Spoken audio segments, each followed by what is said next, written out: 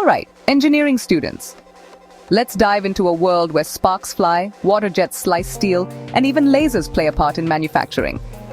I'm talking about non-conventional manufacturing processes. Yeah, the stuff that goes way beyond your typical lathe or milling machine. So why do we even need these non-conventional methods? Well, sometimes traditional tools just can't cut it, literally. Imagine working with super hard, brittle, or oddly shaped materials.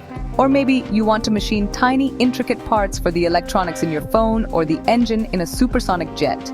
That's where these advanced processes come in. First up, mechanical energy-based methods. Abrasive jet machining, water jet machining, and ultrasonic machining. Picture sandblasting, but with extreme precision. High-speed particles or water jets carve through materials with ease. Or, in the case of ultrasonic machining, sound waves do the heavy lifting. Then there's electrothermal and chemical-based machining. Ever heard of EDM, electrodischarge machining? It uses electric sparks to erode metal, perfect for making complex molds and dies. Wire EDM is similar, but imagine drawing with a spark-powered wire. On the chemical side, electrochemical machining and straight-up chemical milling dissolve material away. No physical cutting involved. If you want to get even more high-tech, there's laser beam, electron beam, and plasma arc machining.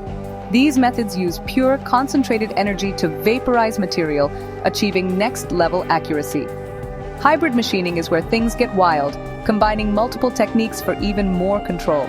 And when it comes to tiny stuff, microfabrication, methods like lithography and thin film deposition shape the microchips that run our world. By mastering these processes, you're not just learning how things are made, you're shaping the future of engineering. So gear up, get curious, and let's unlock the secrets behind the machines that build our modern world.